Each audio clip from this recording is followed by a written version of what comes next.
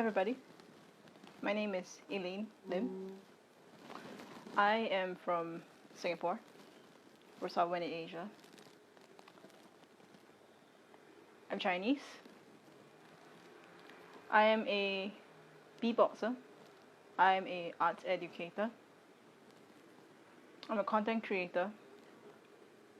And I am a survivor. This is my account of what happened on the 12th and 13th of November in 2019 in Melbourne, Australia, roughly 6 days after my 27th birthday.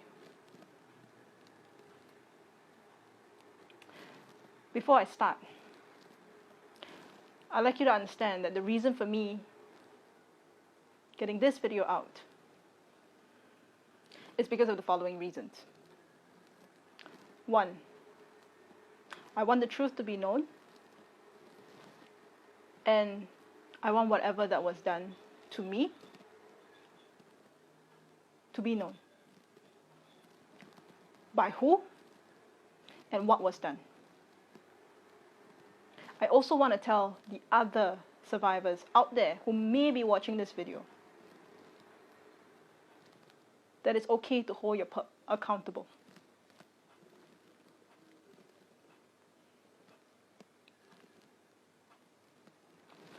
The pup in question and a formal police report was actually launched right after the incident. Immediately after the incident, I did a rape kit. I made a police report.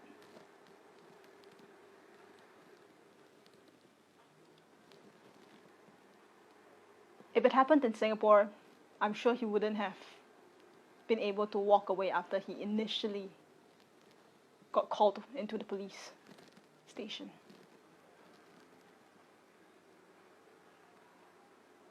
The pup in question, his name is Richard Stephenson from Westmoreland, Jamaica. You know him as Richie Stevens. Maybe the idol that you guys look up to, or your ambassador.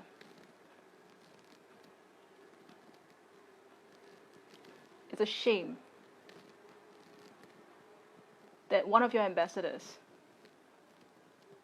that was supposed to spread Jamaican culture during the tour that I was on has committed such a heinous act and have shown no regrets. I'm saying this story not just for myself, but the many, many survivors who've had to either stay silent about what happened to them, who never reported, or who still lives with their pup, or walk around. This is a man that preaches religion. Seems like a decent man. A man that both me and the artist on tour that I was on tour with trusted.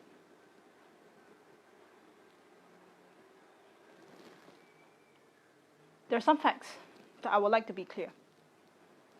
First of all, no consent was given. I am speaking English right now. So if you want to talk about there's a language barrier, I'm sure no is a universal word. No was verbally spoken and blatantly ignored.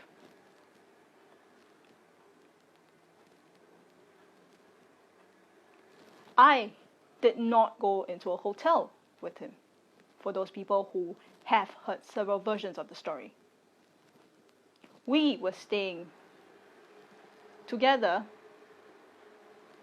in an Airbnb with different rooms. We had a common living space, but that was it. There are no relationships between me. In fact, I called him uncle Because the first time he came into Singapore,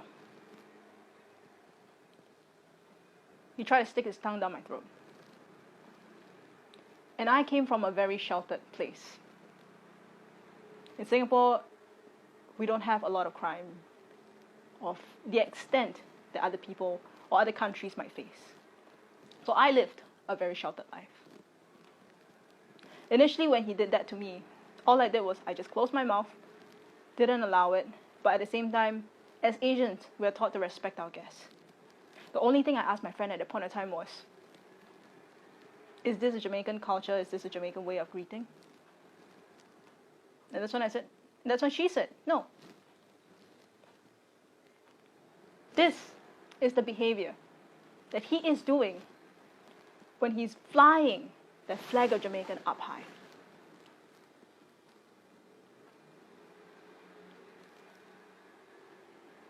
Claiming to represent your country, claiming to represent your culture, but this is actually what he's doing. I was on tour. It's called the Jamaican Flavor Tour.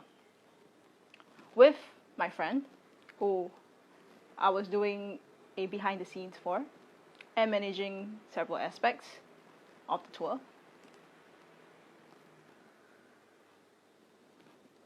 We made sure that the Singapore side was covered, some of the Malaysia side was covered. The tour was planned by her.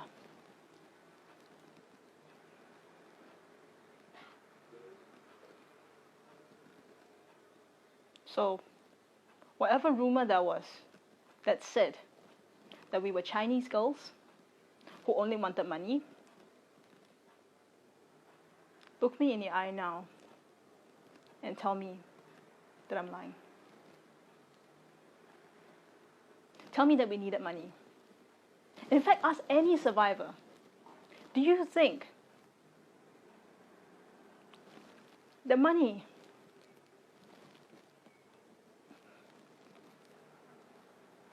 can ever repay what was taken and what was lost? As much as I hate to say the word, Richie Stevens is the man that raped me.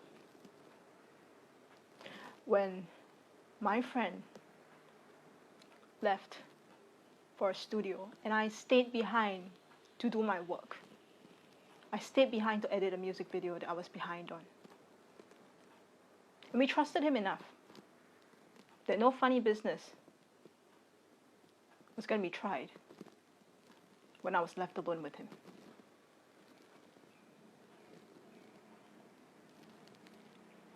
This is not the truth. He did take advantage of the fact that I was alone with him.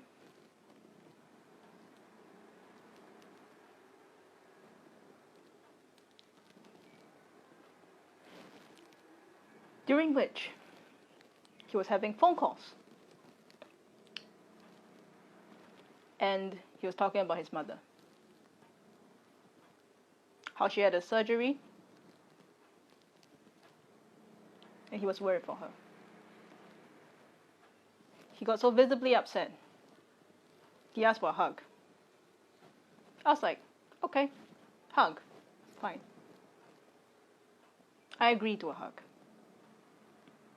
But what I didn't agree after that was how he ignored my pleas to stop when he went further. When he tried to lie on my tummy. When he tried to hold me down. When every single time I said, no, I'm not comfortable, stop. He said, just relax.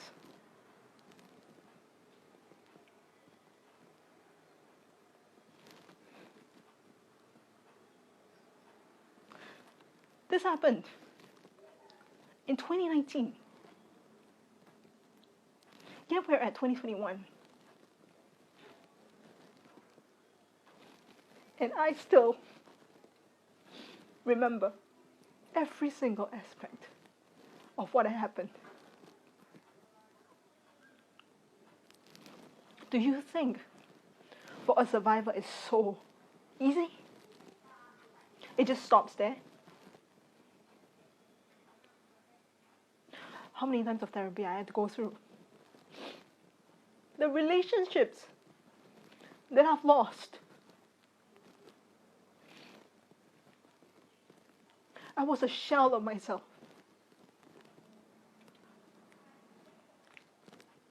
When I went to the counselor in Melbourne, her voice sounded so far away. I was disassociated.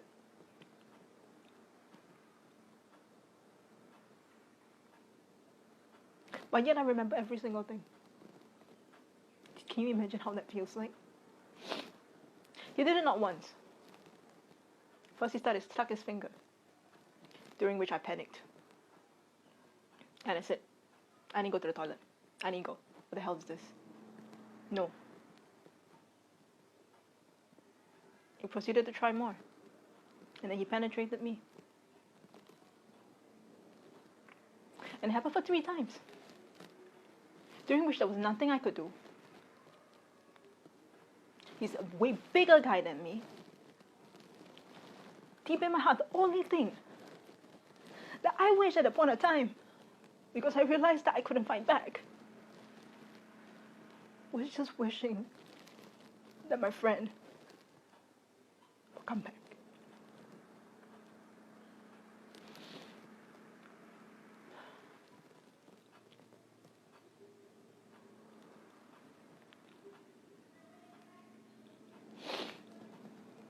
After I reported to the police, we left the apartment. I thought that this nightmare was just stopped there. It didn't. Because the next thing he went to the media of Jamaica and said that the allegations were not true. But let me remind you this. If you go onto my Facebook, the only thing that I said was that I was sexually assaulted. I didn't name him. My friend said that she was going to pull herself off the tour because of the sexual assault. She also didn't name him.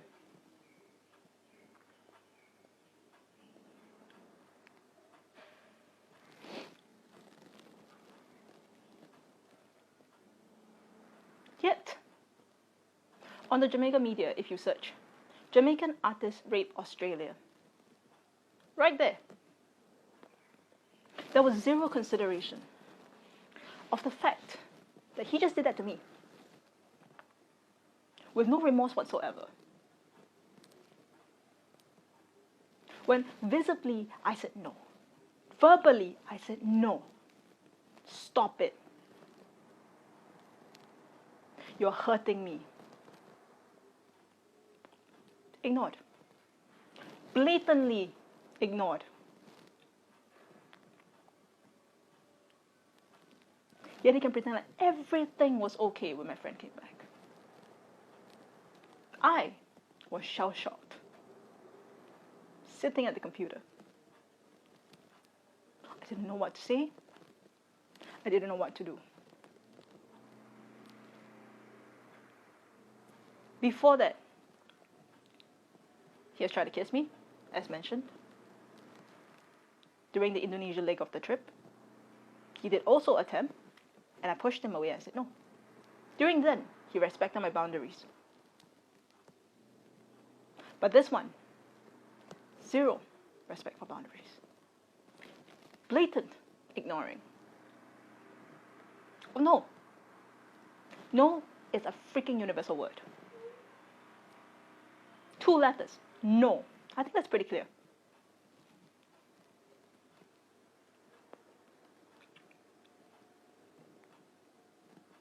So yeah. You did that to me. It has changed entirely my life because I lost not just a part of myself, I lost myself. I didn't know who I was anymore. You don't feel like there's an identity of anymore? You're caught in that constant trauma. You're caught in that constant reminder. Yet, here you are, saving your skin on the media, saying that the allegations are not true. What allegations? We didn't call you. You called yourself out.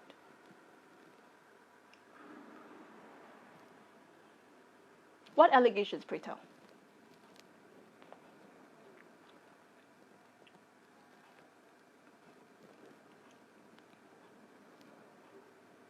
If you have heart, then you should be upfront, admit your mistake,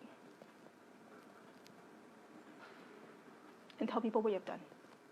Not hide behind like a coward. Not run to the media immediately and spread false news. Journalists, isn't it your duty to actually fact check before you report? All the things I've spoken here are facts. They were in the police report. They were publicly shared. If you want to look for it, it's there.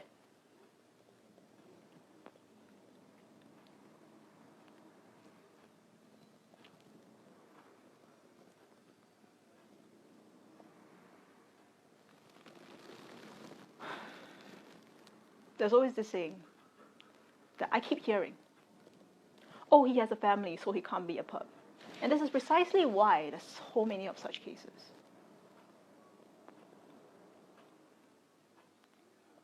Isn't it scary?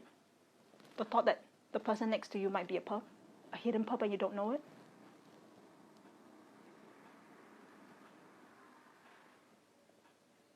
I don't trust justice by criminal law, because in Australia, it is innocent until proven guilty. In Singapore, however, it is guilty until proven innocent. I don't know how it is in Jamaica. But I want to get this story out there. Get my story out there. How it has affected me. How it has made me to not even recognize myself. For 1.5 years, I was living in a dream where I don't exist. Where everything was reactionary. Where I couldn't eat. I couldn't sleep. I didn't want to shower. People couldn't touch me. I had to watch cartoons. I could only watch cartoons because the rest of things was so triggering.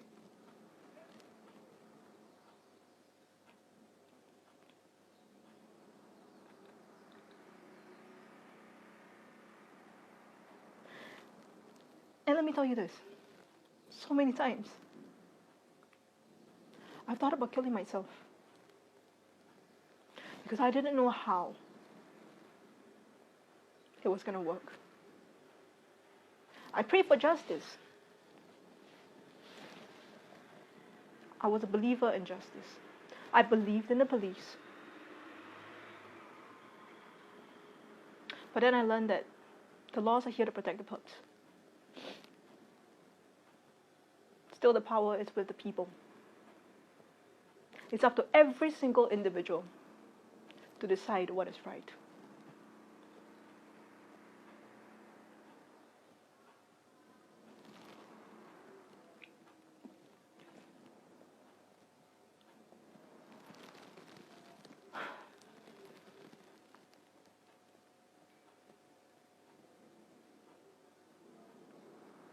I don't know whether there are any other people who might be victims. Under his hand, I don't expect you to come forward and say anything. This is my choice. And the only thing I'm doing is honoring my own choices. To upfront and call him out.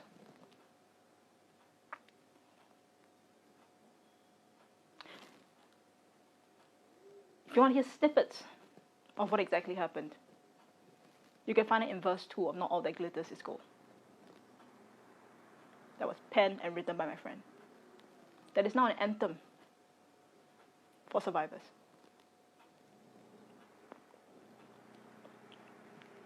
Let's not talk about Me Too.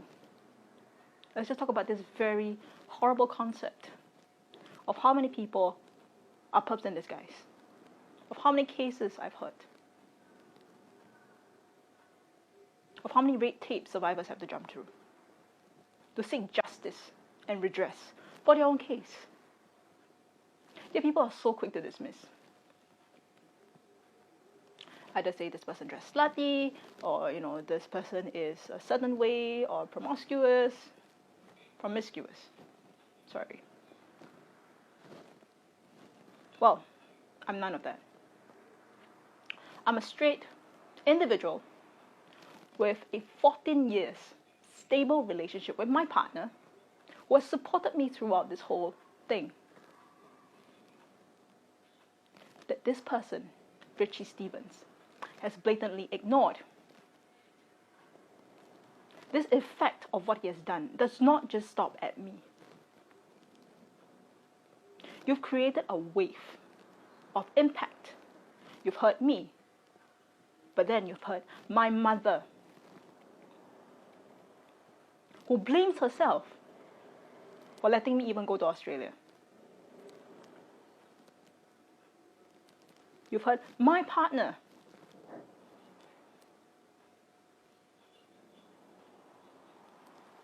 for not calling you out sooner or bashing you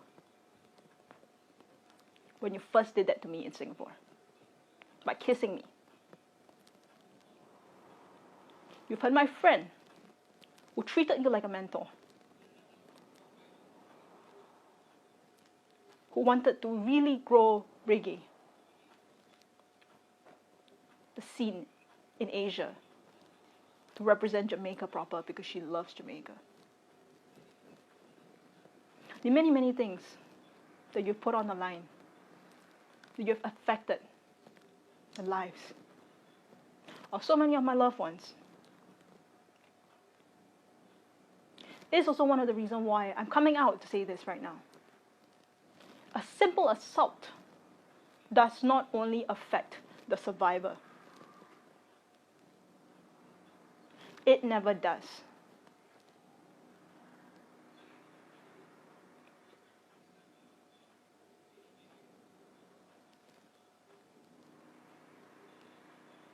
I'm not asking you to hold signs or picket rails. I simply want the truth to be known. I simply want my side of the story to be heard.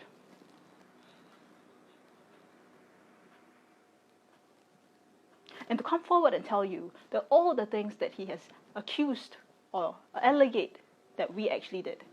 We're Chinese girls wanting money. We were this, we were that. Not true. My friend organized the tour. She herself is her own established artist. No need clout. No clout needed. I have a life. I'm not some roadie on the road.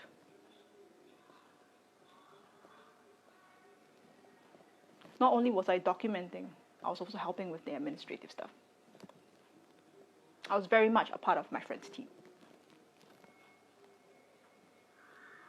We trusted you. I drew my boundary with you by calling you uncle. Because clearly, uncle means, yes, I acknowledge you're there, but you cannot touch me. I do not love you.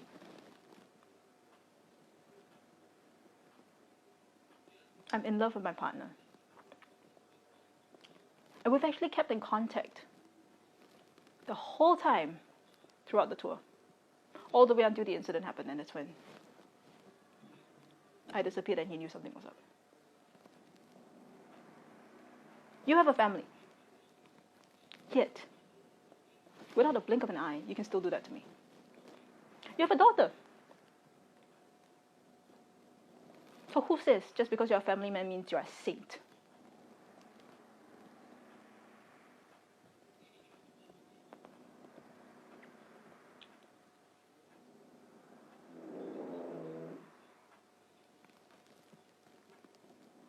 These are just the things that I want people to think about.